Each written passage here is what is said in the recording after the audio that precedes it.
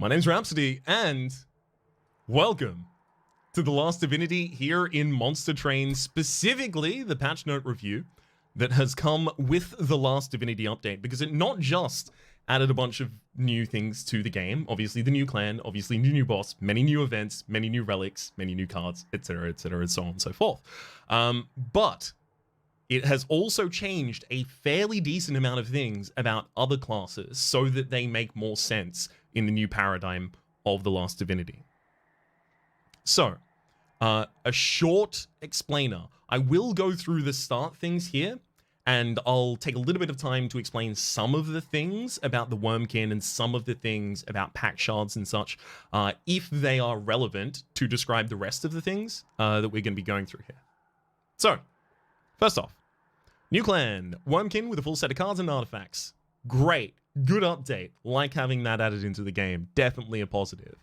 Obviously the last boss, or rather the new boss, the Last Divinity, the biggest threat you faced yet, a new end boss to the game that you can only go to should you defeat the Seraph with 100 or more packed shards. Packed shards are a resource that you can pick up over the course of a run.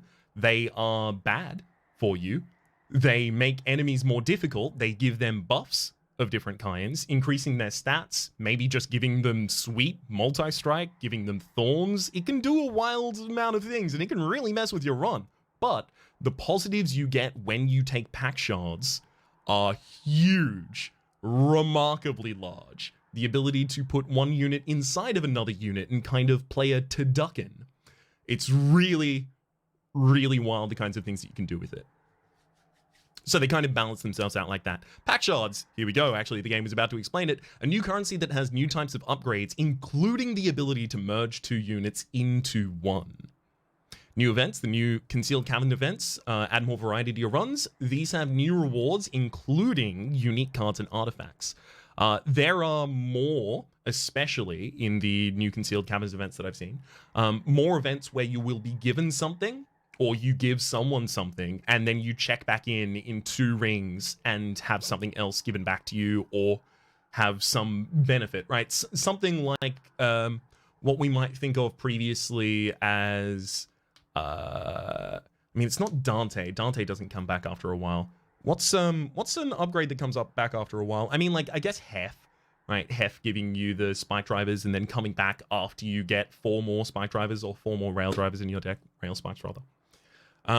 There are many more things similar to that, right?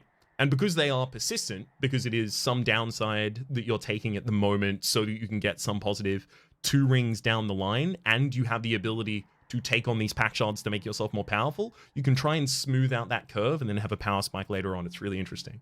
The new artifacts, new clanless artifacts that can appear on every run, so those aren't even just tied to the new clan. There are new artifacts, obviously, for the Wormkin, mentioned previously, but also new artifacts for everyone. New rare cards. Every one of the original clans got 1 new rare card as well, and those rare cards are really deeply interesting. A lot of those rare cards are specifically about trying to bridge 2 different types of playstyles from that character together. Like, an example that immediately comes to mind is the imp that Hellhorn gets. That imp scales its rage to its armor.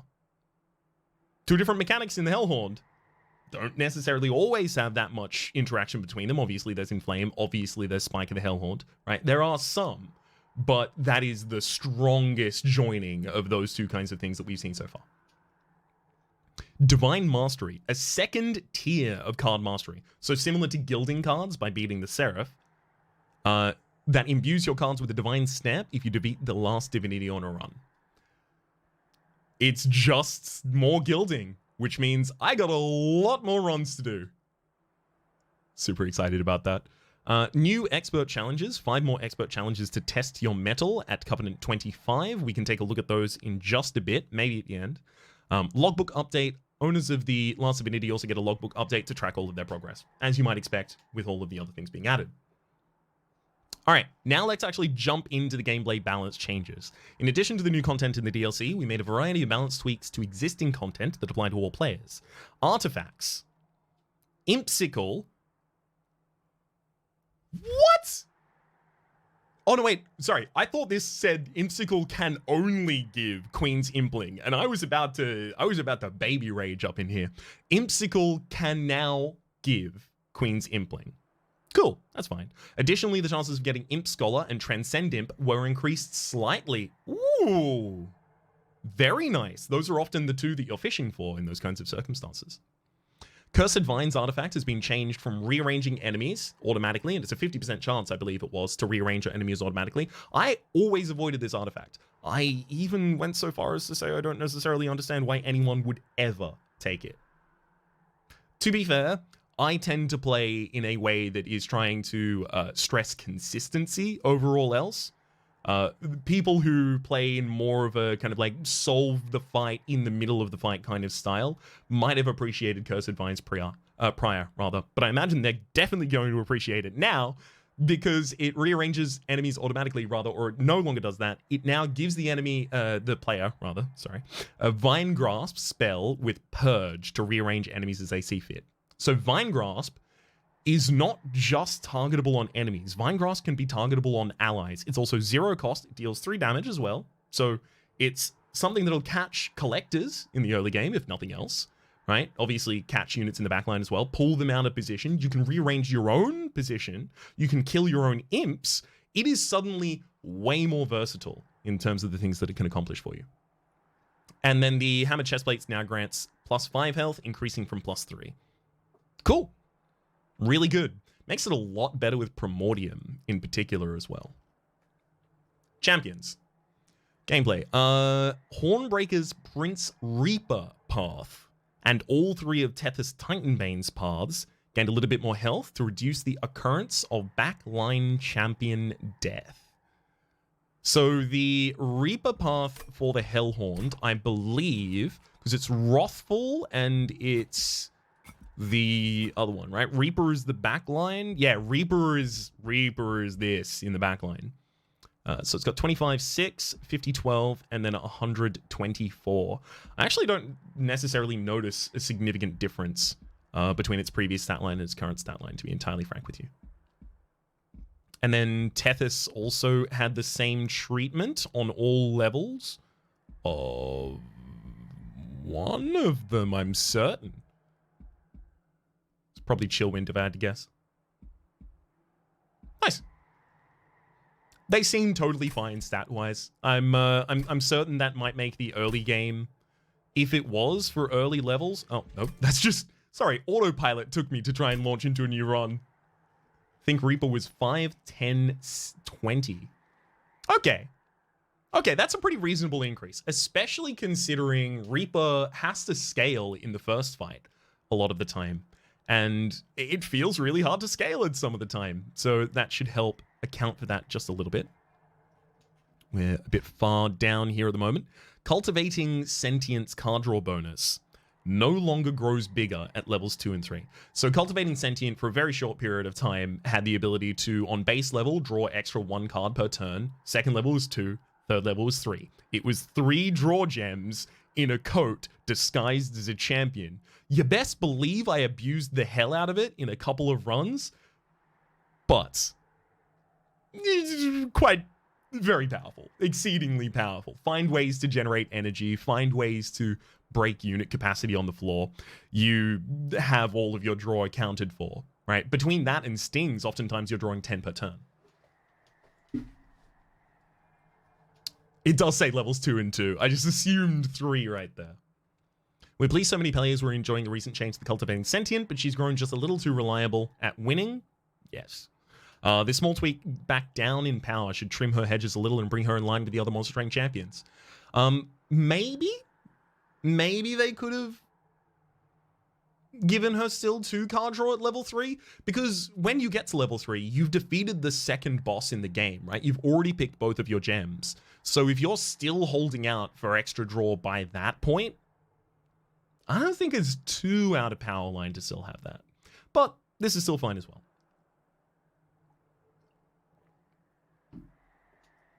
All right. Gameplay again. Tethys's handheld totem path. So this is the sweep, apply magic weakness to enemies. Now deals more damage at levels 2 and 3. Tethys is a unique champion many players enjoy, but higher levels of her handheld totem path have struggled to keep up with the other options. Well, definitely. Of course they've struggled to keep up with the other options. The other options are play all of your spells for free.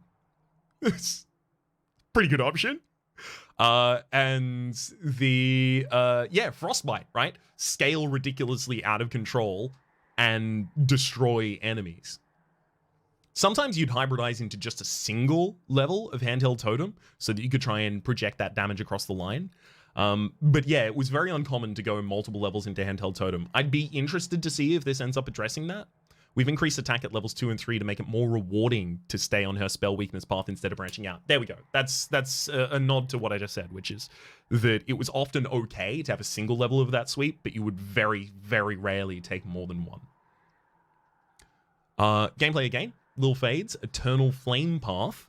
So let's quickly go to the Eternal Flame Path because I don't necessarily recall that. Is that the one that already by base has Endless, but increases its cost? I believe it is. Let's just quickly check to make absolutely certain. Little Fade. Yes, Eternal Flame. Ooh, it has Quick as well. I imagine it's about to tell us about that. Yeah, it just extinguishes and gains size. Hey, it no longer gains cost though. You know what? That's fair. There were a few ways of abusing that, right? Obviously, if you had Intent on Death, and Intent on Death is in the same clan as well, right? So it's dangerous. It had giant stat gains that it would manage to pick up, and obviously increasing its Ember cost at that point doesn't matter, right? It's still on the board. You're not replaying it. It also meant that Eternal Flame, what's the name of the relic? It is a, where are you? Forever Flame. There we go. Okay, so there's a synergistic thing in the naming going on. But the Forever Flame would mean that the first 2 times she died, she still came back at 0 cost, and she was huge when doing that. Absolutely giant. Did not necessarily need more. Has Quick now. Interesting. That could be an upside, could be a downside. Really depends on the way that you play around it. As for the handheld totem damage, it's still not huge. It's still quite meager. It's quite good at taking out backliners. However, being a sweep unit that is going to be hitting the whole floor and being in the last Divinity, where a lot of enemies have spikes as just an additional thing that they get to have for fun. We'll see. We'll see if Tethys consistently ends up using that path. I would not be surprised to see it end up getting buffed again. Okay, back to the patch notes.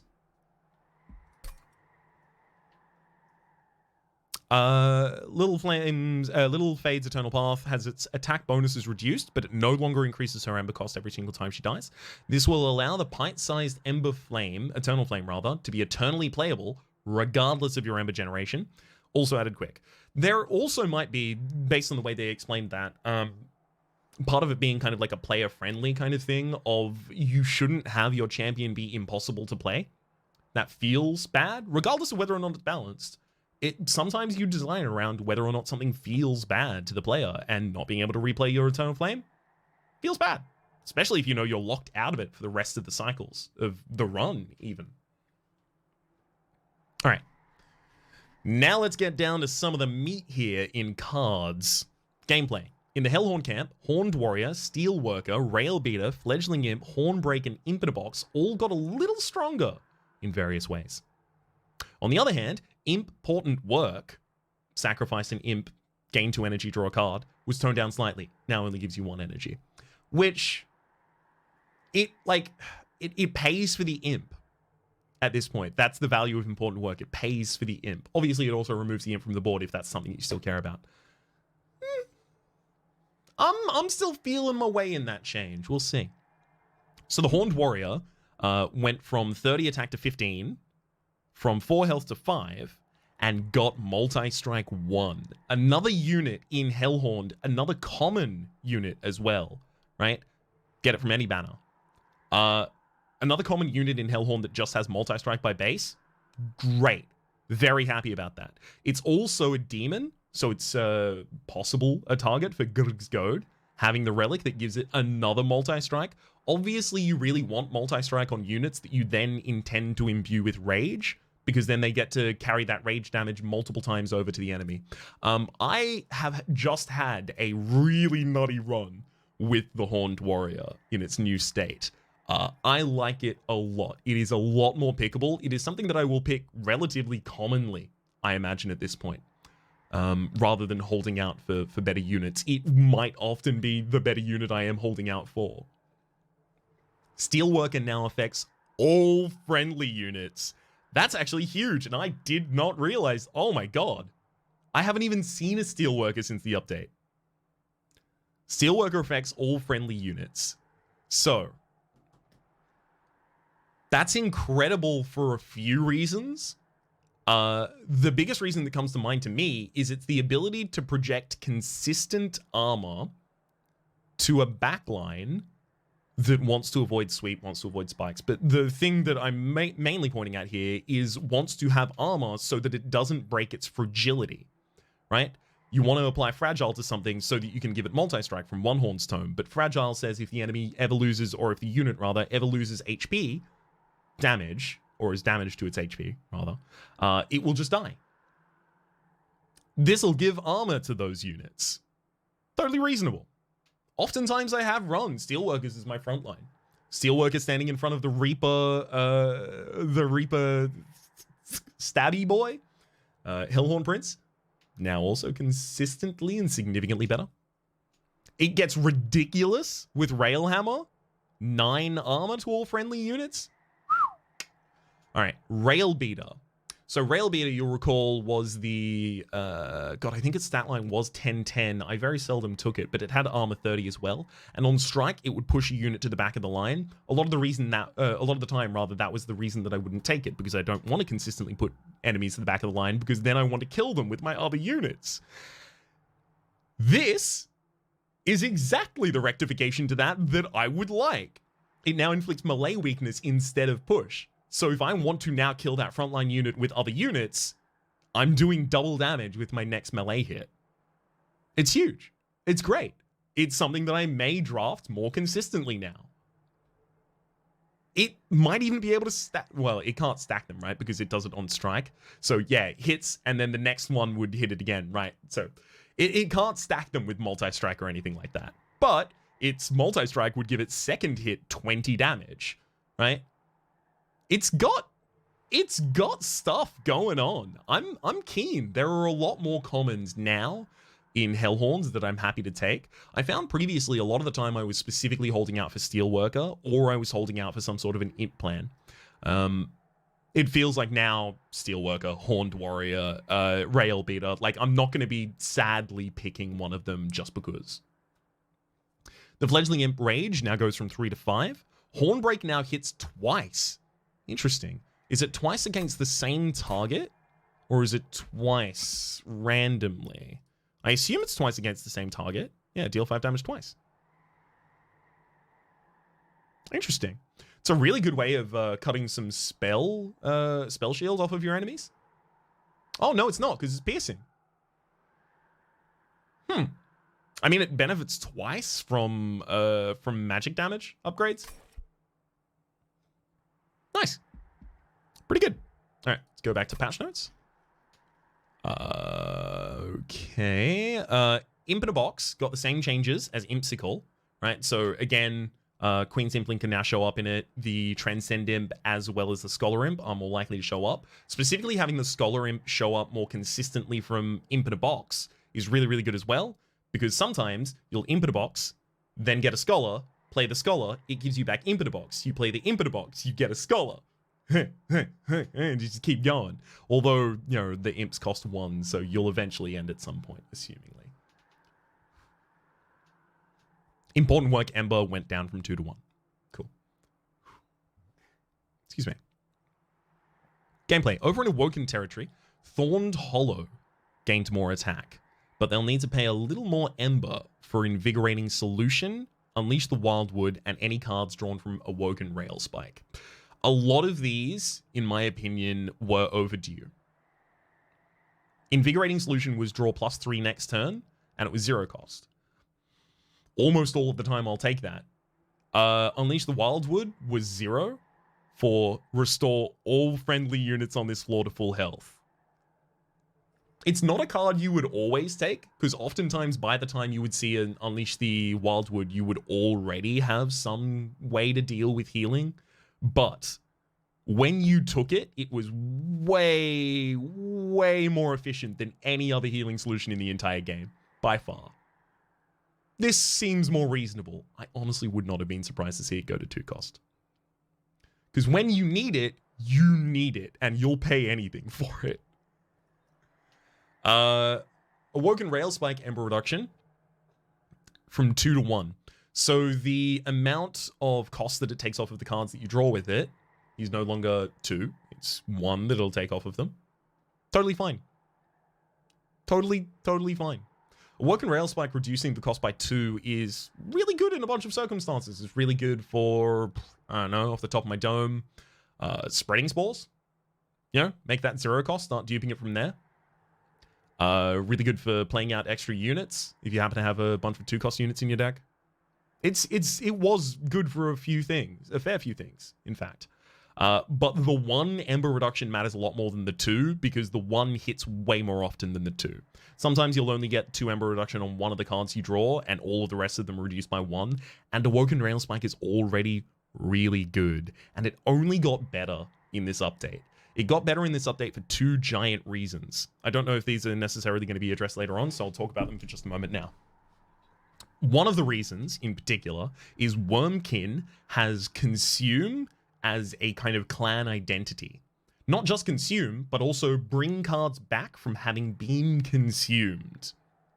We can see how this is going to get a little dangerous if you have consistent or common access to the ability to return cards to hand from the consume pile and an Awoken Railspike.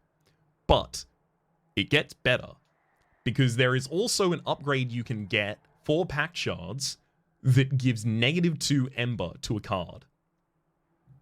You put that on Awoken Railspike, and if you cast it for 0, it still draws you 2 cards and reduces their cost. You can put a consume removal on that, and it'll still draw you 1 card and never consume. Awoken Railspike is really, really, really good. Always. Almost always. Almost always. It's so damn powerful. It is totally fine to have lost that. Gameplay. The lands of the Stygian Guard look pretty calm, but we added a few extra magic power to Mollusk Mage to make sure they remain the masters of the arcane. Their magic power goes from 8 to 10. I seldom use the Mollusk Mage specifically for its magic power gain there. I still want to at some point, and there may end up being a deck that calls for it. I'm yet to experience it. And a lot of the time, if I do add a Mollusk Mage, I end up cutting it like 4 floors later and putting something else in instead.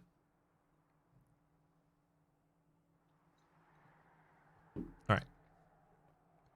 Let's go to Umbraland. In Umbraland, Ember Cache and Making of a Morsel traded a point of Ember. So Ember Cache was the one that added 3 excavated embers to your deck, if I recall correctly. And Making of a Morsel was a spell that generated a morsel miner. Making of a Morsel was too expensive. No one would pick it. I loved it. I loved it deeply. But it was seldom picked by almost anyone that I could see. It's entirely possible that there were a bunch of people out there that were picking it that I just didn't necessarily interact with their content or watch them at the time or hear any of their opinions. But it was so seldom taken that I am really, really pleased with this change. It also means it's a much more viable target for a single cost reduction and then holdover, or even just holdover my base. Another good point about it to make is I've often liked the idea of a deck. Making Morsel is common, by the way, so you get it in the first 2 rings. I've often liked the idea of a deck that has Wretch just to bring units back. Obviously, sorry, Wretch returns all eaten morsels on that floor. Maybe just all eaten morsels. Don't entirely remember. However, what I do know is I really like the idea of running a deck that just spams out morsel miners and then retches all of them back and then spams out morsel miners again and does all of that for its stat gain. And that's also going to be something you're much, much keener to do. We'll have a look in just a moment as to why that is. Numerous morsel units, stats, and or bonuses have increased. That's why that is. And the uncommon or rare morsel drop rates were adjusted slightly. So Ember Cash went from 0 to 1, making morsel from 2 to 1. Magma Morsel now gives 6 attack, not 4. And it does 6 attack itself, right? It's like a 6-1 that comes out on the board. The Antumbra is now a 0-4, or rather was a 0-4, is now a 0-6, gives 6 health on its consumption. The Morsel Excavator attack has increased from 2 to 3, and obviously it grants upgrade 2 to 3 as well. Mostly you cared about the Morsel Excavator for the lifesteal though, so that's not a huge change really in my mind. Morsel Jeweler health stat, I mean obviously it's 50% more health, but 50% more damage, but still, I don't think it's giant. Still happy about it though. Morsel Jeweler now gives 3 health. It used to have 2 health and give 1, but now it has 3 and gives 3. Good, happy to see that. And the Morsel Miner now gives 6 on its attack and its health. It's even better and it's more accessible. I'm definitely going to be trying to play around that with a lot more. Rubble Morsel has also granted attack and health 1. In the beta, in the public beta for this DLC, it was 2, which was so wild to me. Finally, the usually what you consider the whiff in the Rubble Morsel was really good. Maybe a little too good. It seems like they noticed that as well and moved it down to 1-1. Last but not least, the Melting Remnant saw some improvements to Lady of the House and the Wax and Spike, while the almighty Intent on Death was toned down yet again. This time, for good. Lady of the House has had her attack stat go from 25 to 35 and her health stat from 40 to 45, much more effective as a stat stick. The Wax and Spike attack, so Wax and Spike, recall, is previously X cost, give all friendly units 3x attack and burn out 1. So they die at the end of the turn unless you're going to give them with 0 Ember afterwards a bunch of burnout, or if they already had burnout, right? It was probably the spike I picked the least for a reason. However, Wax and Spike attack scaling has increased from 3 to 4, but its burnout has increased from 1 to 4. So you have turns after you play the Wax and Spike to still try and get extra burnout on those units. Also, it's still just now a really good way to give burnout to units that already have burnout, right? Previously, it gave you an extra turn. Now, it's almost a hallowed drippings. It's pretty good. Intent on Death was 2 cost, but now has Consume and its cost is 1. Yep. I mean, you can invest the Consume removal into it. Intent on Death is something that, especially with the design of things like Lil Fade, is extremely exploitable. It is totally reasonable in my mind that they changed it. It felt like when you took Intent on Death, it was often the be-all, end-all of your deck. Now, I don't typically run many Tomb Intent on Death decks. Maybe there's a different angle that could be associated with it. But for me, oftentimes, you know, it was the Extinguish that gives a bunch of stealth to everyone on the field, or it usually extinguishes from other classes, but not even necessarily from other classes. Well, there's also obviously Legion of Wax, obviously Lil Fade, obviously a bunch of these other kinds of things. That it feels a lot more reasonable about now. It's a little harder to exploit. Good point, efforts. All right. Other. Damn, we've actually worked our way through this quite quickly. That is the other update we've previously assessed. Oh, but we have a lot to talk about in terms of this. Gameplay, the Covenant rank 10 and 20 challenges have been changed. Covenant rank 10 now gives Ember Drain to the first friendly unit played on the top floor each turn. Recall it previously dazed all units played on the top floor. All friendly units, that is, played on the top floor. We'll talk about it in just a second. I'm going to go through the next one. And Covenant's rank 20 capacity reduction, so this was the random capacity reduction on a floor, now always applies to the middle floor. This gives each floor a unique challenge. Getting hit by enemies first, bottom floor, having less room for units, middle floor, or impacting your energy generation on the top floor. So, it's weird. Reading their actual design prompt for that, I like it slightly less. Slightly. So, what I took away from it previously was dazing all units on the first turn they come into the top line, and having a randomized space restriction is very hugely punishing in the circumstance where you need to play those units on that floor, right? Whether it's the top floor to get dazed, or you need to play them on the bottom floor because your enemies are giving you a bunch of scourges that you're not going to be able to deal with, and you don't have AoE, you don't have any spells that can take them out directly, so you got to set up your units on the bottom line, or maybe it's one of the earlier fights and you want to set up on the bottom line such that the final wave doesn't reach the top before you fight and kill the boss.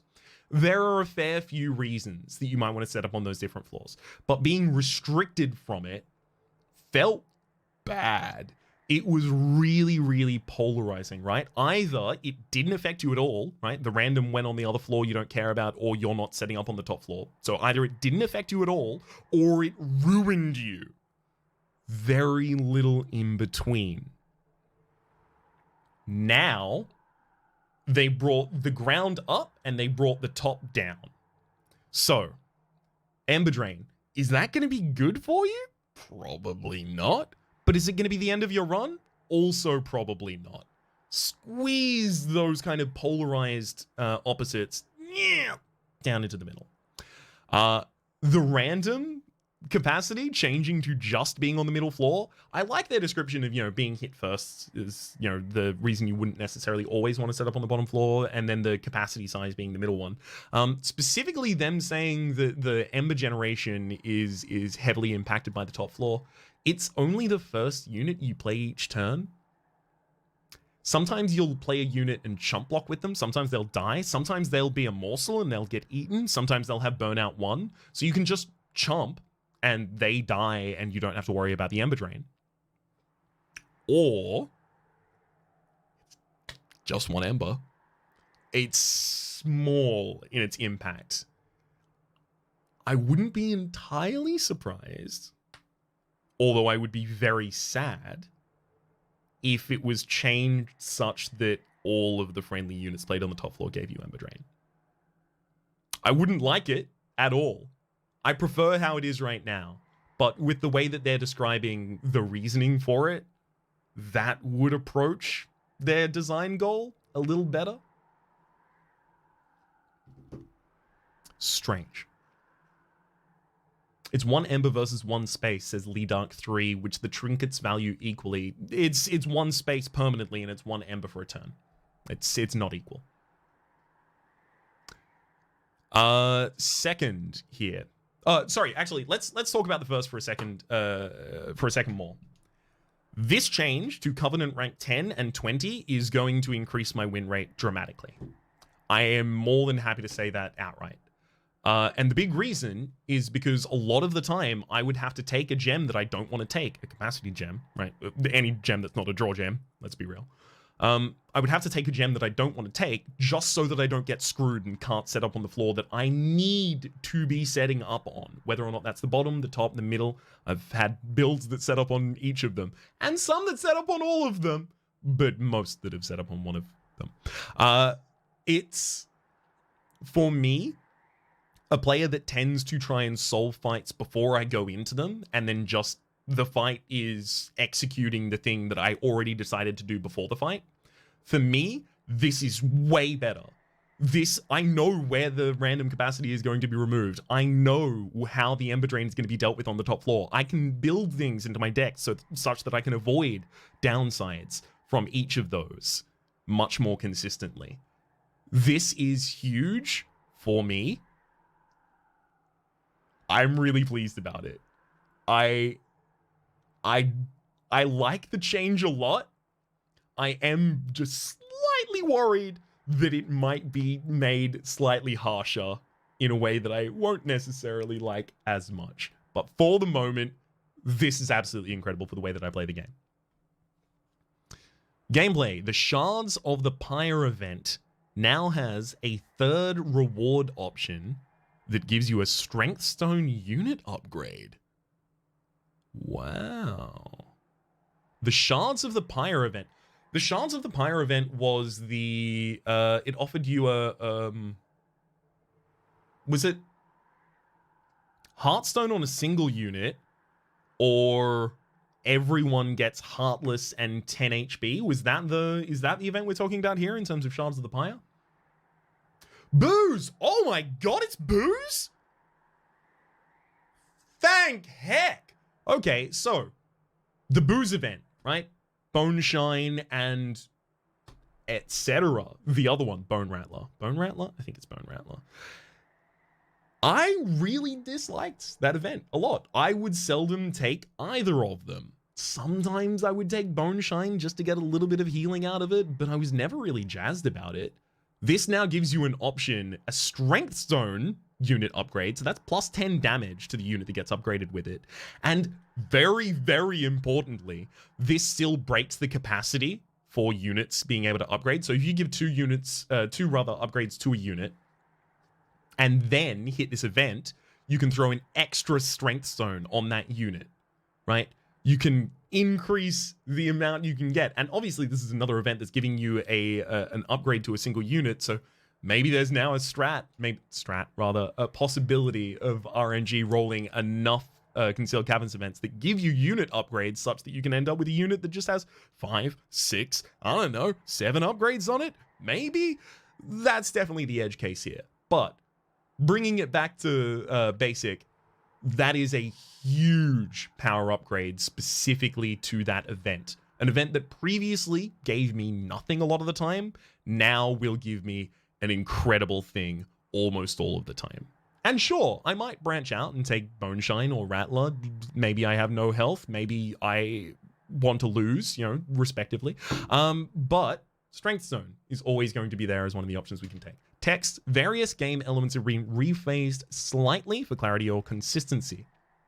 If you were previously familiar with the enhance and apply distinctions that the game had set out previously, that is like, you know, the enhance is something that stays around and imply is only given to the unit individually, but sometimes apply sticks around and sometimes enhance doesn't stay with you. They've simplified a lot of those mechanics. So there will be things that you will encounter and need to reread so that you understand them a little bit better. I believe mechanically they work the same, or at least if they work differently, it would have been mentioned slightly earlier.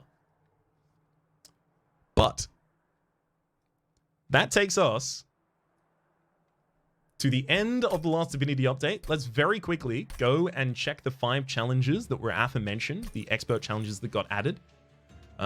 I'll give like a quick pass on my idea for them as well. Brains over Brawn. Your champion isn't up for the fight, but they know plenty of card tricks. So your champion has 10 sap that they enter with, as well as Heartless. So they can't be healed, and they deal negative 20 damage, increasing, or rather decreasing by negative... Wait. Decreasing by... They deal negative 20... They deal 20 damage less, and each turn, the reduction decreases by 2. Obviously. That's written on the card. You're familiar with sap. I didn't need to tell you that. Sorry about that. But there are a lot of units that you add to the deck that don't care about that. So, you know, let's have a look at some of the... Hornbreaker cares about it a lot. Shardtail Queen? Not always. Sometimes Shardtail Queen is just a way to get the imps. Sometimes it's just a way to utilize the imps. Sometimes she picks up the imps and throws them at the enemy's face. Not all of those relate to her direct damage, except for the rally line, which obviously... Well, actually, the rally line, she would be able to escape the amount of damage that the enemies are dealing pretty easily. Or, sorry, escape sap pretty easily. It wouldn't be great, but it's also not impossible to play around. Awoken. Sentient now, you know, not being able to heal the unit because they're heartless. Sentient, maybe you take a back seat in this one. Actually, you know what? Let's go across to the logbook instead so that we can actually see their effects as well. Yeah, none of the versions of the Hornbreaker Prince want this. Except for maybe the Wrathful, specifically in a circumstance where you have Wrathful and you have Awoken, right? So the Wrathful gain spikes. Those spikes slay enemies. They gain rage anytime an enemy hits them, and then they'll start... They don't need Heartless, or rather, they don't need to be healed because they're gaining a bunch of armor as a kind of fill-in for that. I could see that being totally reasonable. Revenge, cultivate 3, draw +1 each turn. Not being able to heal this? Not great. Does it kill the run? Probably not. Play this on turn 1, draw an extra per turn, and cultivate a unit in the back line for a while, and be along with it. Sometimes 160 won't even get cut through by all of the enemies. Sentient with spikes? Same. Although the earlier levels of it are going to be a lot rougher.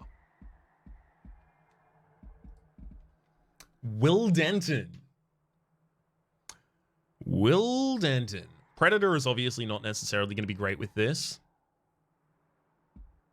Strangler.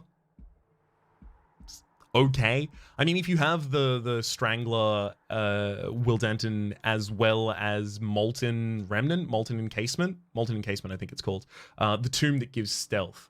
If you have both of those and you want to go nutty with it, go nutty with it. I think that would be completely fine in this challenge as well.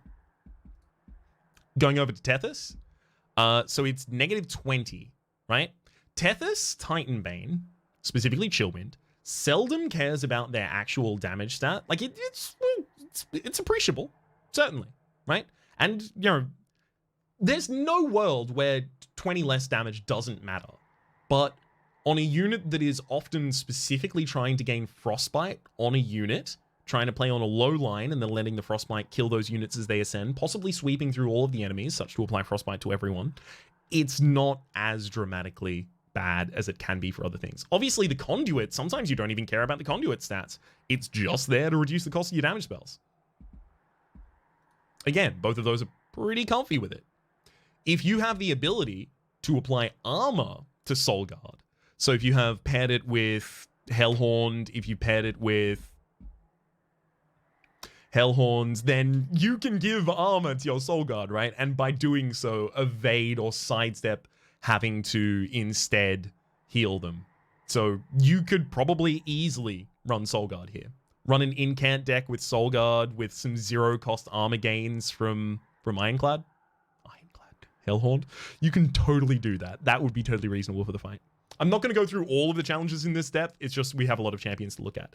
On Penumbra, fine, right? You miss out on being able to lifesteal, so suddenly Glutton Penumbra is a lot harder to play. Monstrous Penumbra?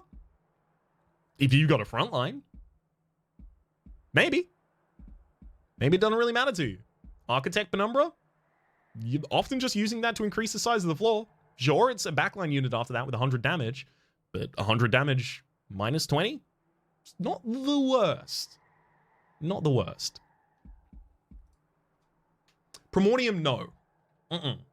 Primordium will pass forward 10 sap, and then next turn, 9 sap, and then the turn after. So, obviously not Primordium with the superfood. However, I think its current attack is also what gets passed forward, not its base attack. So I don't think you pass forward 3 with Primordium here. That is when it passes forward its stat and it has the sap. So it will pass forward its nothing. It will pass forward no damage. Base stats do pass forward. Really, Hamfords? Thank you for saying so. I was about to misinform a bunch of people. Okay, base stats pass forward. Wild. That's really good. So, yeah, Stalwart Snack and the Aggressive Edible do not mind at all. Oh my god. Hey, y'all. Just finishing up a patch review here. I do apologize to not immediately be able to jump to y'all. Thank you very much for the raid jobs. That's very, very generous of you. Hello and good luck. Much appreciated. We're going quite well in the DLC so far.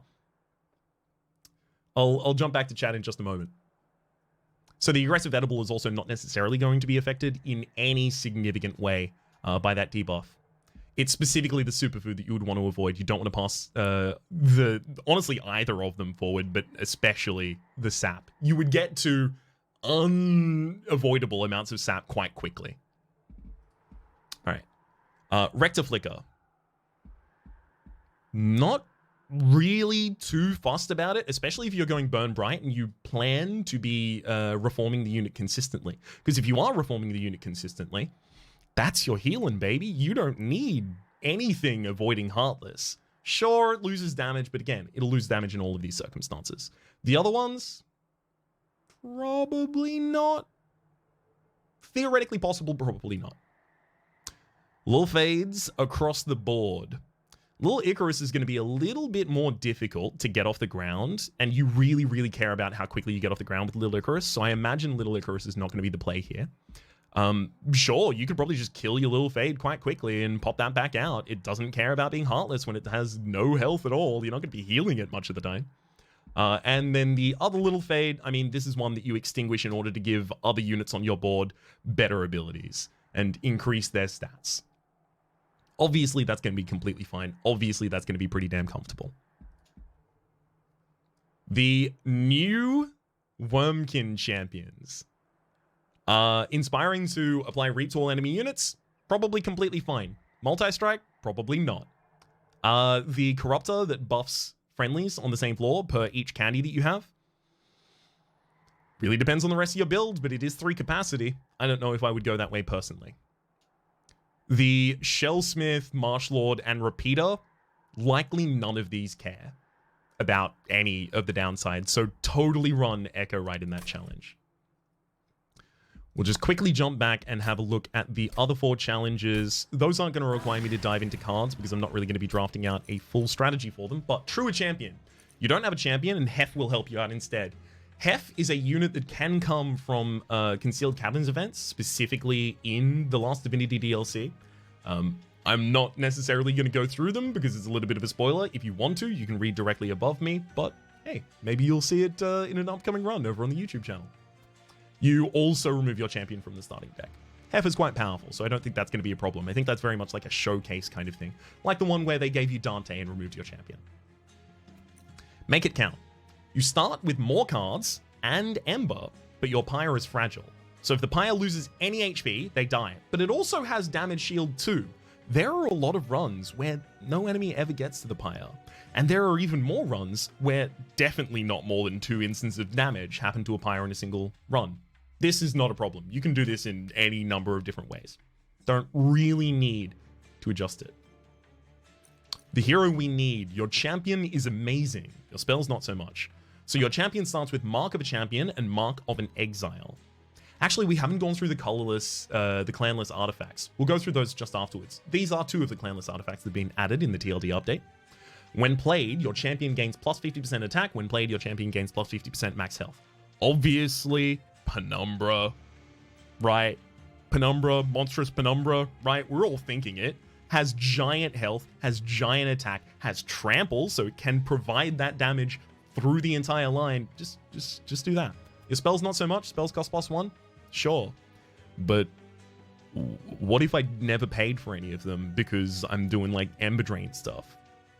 Play Umbra. War as Hell. Their forces are strong and grow even stronger. Fortunately, your troops aren't shabby either. Hero's Burden will apply 15 pack shards to you after each battle. There's 7 battles before you get down to the Seraph, so 7 by 15, 6 by 15, so it's 105 total.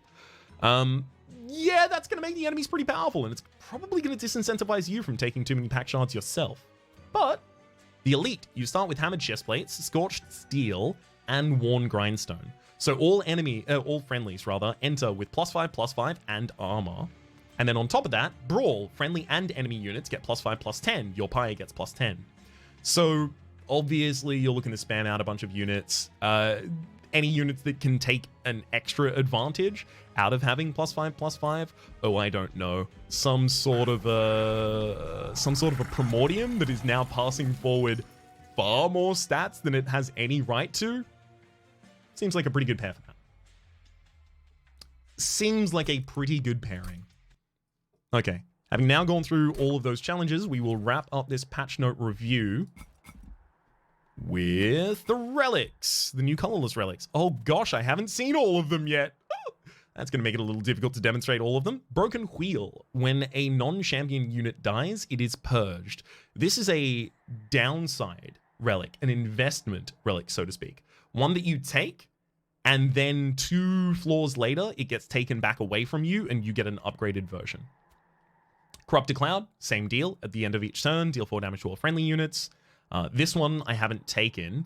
I don't necessarily recall entirely those ones. Those are the event relics. The colors are at the top. Sorry. Okay, I'm not going to go through the event relics because those are specific to the events. I thought I was going to have to go through them because I was going through all the rest of them. No, it's fine. We'll go to the colorless. Cool. Thank you. Capricious Reflection. This is ridiculous. Occasionally you'll get this in the outers, like in the very start of the match. Units in reward packs and unit banners come with a random upgrade. Those random upgrades can be from outside your class. So you can get plus rage as Awoken Umbra. You can get plus 10 health and spikes as Umbra Hellhaunt. Neat, right? But also, huge amount of money because a lot of the time it'll give you the rares, right? It'll double stack a card for you quite regularly. It'll give a large stone to something. It'll give you the ability to pick up so many stat sticks and be really, really deeply happy about it. I think you can get upgraded spells too. Yeah, it's cards in packs and unit banners. Spells are upgraded as well. It is really, really, really good. And a lot of the time, I find, at the very least with my own playstyle, I don't necessarily always end up giving multiple upgrades to many cards. Instead, I'll have one card that is heavily upgraded, and then the rest of them are just like, maybe Ember reduced, maybe not even. So if you're like me, this gives you just a giant extra boost to all of those other cards that you weren't necessarily going to upgrade 2 times anyway. Cheater's Hand. Draw an extra card each turn and then return a card to the top of the draw pile. This does not slow your draw because you're drawing the card and then possibly putting it back or possibly putting a different one back. Gives you some more hand control. If you're not hitting 10 for your draw cap, good. Very good. Gives you some control over what you have next turn. So it's kind of like a pseudo permafrost in a way as well. You could actually pseudo permafrost something the entire way down to the bottom of the deck with this. Maybe you want to. Maybe you want your champion played last. I don't know. I'm not your boss. Cleansing Water, we've seen prior. Cleansing Water is actually a lot better in this as a result of the enemies having pack shards buffs, so 50% of the time you're clearing some really nasty buffs from those as well. I'm not going to go through those ones that are just changed as a result of the update, but Conscription Notice is new. When you first summon your champion, gain a random unit card with +10/+10 to its stats, -1 to its cost, and -1 to its capacity size. As I understand, this can still only give you 2 size units, right? Common 2 size units from the clan. Kind of wondering if Amphits is going to be able to... I'll jump back to that in just a moment. But, neat. Extra unit. Could be great. Could be okay. Neat. Very good earlier on. Faulty Loader. Apply Dazed 3 and Melee Weakness 1 to the enemy units on the bottom floor in the first wave of combat. So if you take a little longer to set up than the enemies are necessarily giving you, Faulty Loader will help you out there. Forever Flame is obviously base. Golden Vault. As long as you have at least 25 gold, lose 25 gold when you take pyre damage in combat instead of taking that damage. If you have a run where you are generating a ridiculous amount of money, this can be invincibility. And there are runs that generate a ridiculous amount of money. Obviously, I'm thinking of being showered in gold by the X-Cost card after you've played any way to get to 99 Ember. That is one way to do it, but just having a bunch of Harvest and Slay triggers, giving them to you. That'll do it for you too. All right. All the way across to... Next is Lost Luggage. This is kind of a companion piece to improve Firebox. Gain 7 Ember at the first turn of battle, and the Lost Luggage is at the start of battle. Draw until you have 10 cards. Great. Really, really, really good. A lot of the time, if you end up with both of them, you just have a ridiculous first turn. Your first turn is basically your first 2 turns at the same time. Very, very powerful. Mark of a Champion, Mark of an Exile. We saw these previously as we were talking about the other updates. Rationing Scales. Before each battle, set pyre health to 50. If this reduces your pyre health, gain 3 gold per health lost. So if you're below 50, this is a heal. So if you are running a little bit dangerous, and heck, maybe if you find it early on and you're in a Covenant 25 run, so you've only started with 40, right? At that point, yeah, 60 and then 40. If you've only started with 40, nice. Could be a good upgrade for you really early on. Or if you generate Pyre Health really quickly, maybe you have something along the lines of Refracting Lens, literally the next card along the line, and you play a bunch of Consume cards, you can use it to gain a bunch of money. Also, really good. Sinner's Salve. Blights and Scourge cost 0. It depends on the run you're having. I can't tell you anything about it because it depends on the run you're having. It might be great, might be nothing. Depends on the run you're having. Obviously, it has a little bit of a modified value when you're fighting specifically the Consuming Seraph, because the Consuming Seraph is giving you 3 Vengeful Shards in your base deck. And, you know, they're each 1 damage apiece, but sometimes you don't want to take that 1 damage. Especially if you have Golden Vault, right? And you're losing 25 gold for it. But then you're in the Seraph fight. So, what are you going to use your gold for afterwards anyway? Alright. Is that actually all of them? And then the final new is Worn Grindstone. Friendly units get +5. So it's just a companion piece to previously the hammered chest plates we'd seen earlier. However, for the moment, that wraps it up for the patch notes that we're going to be doing for The Last Divinity. You'll be able to find Last Divinity content over on my Twitch channel at twitch.tv/RhapsodyPlays or over on my YouTube channel at youtube.com/RhapsodyPlays, depending on where you are currently. For the moment, though, hopefully you've been enjoying yourselves, and hopefully we'll see you next update.